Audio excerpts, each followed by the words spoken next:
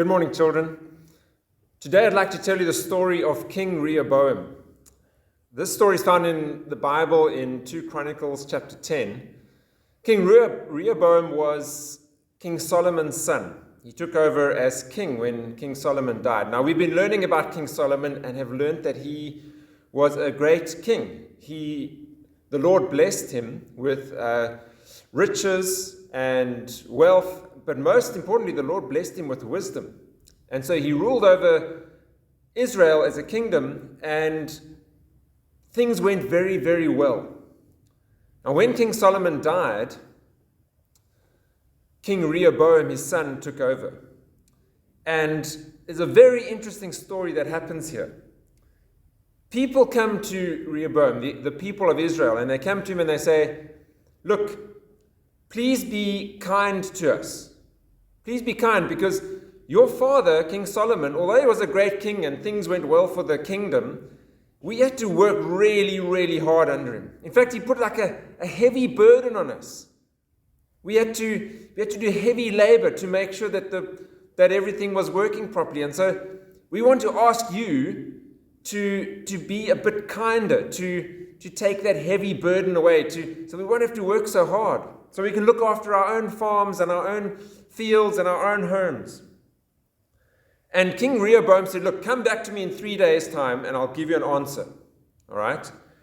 And then he went and asked two groups of people for some advice. The first group of people that he asked were the older people who had been advisors to King Solomon. And he asked these men, and he said, "What should I do?" And they said to him, "If you will be kind to these people and please them and give them a favorable answer, they will always be your servants." So they said, "Look, Rehoboam, you must be kind to these people. You must take off some of that burden that King Solomon put on them. You mustn't make them work so hard for you." But then Rehoboam talked to another group of people, some of his friends, some people who were young like him. And the Bible tells us he rejected the advice the elders gave him and consulted the young men who had grown up with him and were serving him. He asked them, "What is your advice? How should we answer these people who say, 'Lighten the yoke your father put on us'?" And the young men didn't really care about the people. They just wanted to be in power. And so they said to Rehoboam, "Listen, this is what you tell the people. Tell them, 'My little finger is thicker than my father's waist.'" What does he mean by that? He means, you think you suffered under my father? I'm going to make you suffer even more. You think my father put a heavy burden on you? I'm going to put a heavier burden on you. Maybe he whipped you with whips to get you to work hard. I'm going to whip you with a whip that's even more painful. So these young men said to Rehoboam, "You tell them that." Well, who do you think Rehoboam listened to? Unfortunately, he listened to the young men. So when the people came back, Rehoboam said to them, "Listen here, you people, you want a lighter workload? My little finger is thicker than my father's waist. You think you've had a heavy load? I'm going to give you an even heavier load to bear.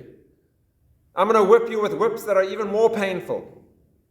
Well, you can imagine that did not go down well. And so the people said, "We can't serve under this king. This is a terrible king." And so some of the tribes, in fact 10 of the tribes of Israel, split from Rehoboam and said, "We don't want to be under your kingship anymore." And the kingdom of Israel was split in two. Now, that's partly because Rehoboam was unwise and he didn't listen to their advice. But the Bible then goes on to tell us that this turn of events was from God, because God had prophesied. God had said through one of his prophets that this would happen because of the sins of Solomon. And so it's quite a sad time in the kingdom of Israel. What does this mean for us? Yes, it does mean we must listen to good advice and not bad advice. But most importantly, I think it means for us that when we look at who our king is, King Jesus, we see how different he is to King Rehoboam. See, the kings of the Old Testament were meant to point forward and be a kind of a picture of what the perfect king would be like, the Messiah, God's Son. who would come and save his people. Now, how does King Jesus rule over us? In a very, very different way. Jesus says to his disciples, just before he dies on the cross, he said, look, you know, the rulers of the Gentiles, the rulers of the nations, lord it over their people. They say, I want to be the most important person. I want to make you work for me. But then Jesus says, but I did not come to be served, but to serve. Jesus says he came to serve us as king. And the way that he served us most was by dying on the cross for our sins. That's how our King Jesus saves us from our sins. He serves us by dying on the cross. And so he's a great king. He deserves to be worshipped and served and praised because he has laid down his life for us. No other king does that. And so we're so thankful that we can serve King Jesus, who loves us and saved us.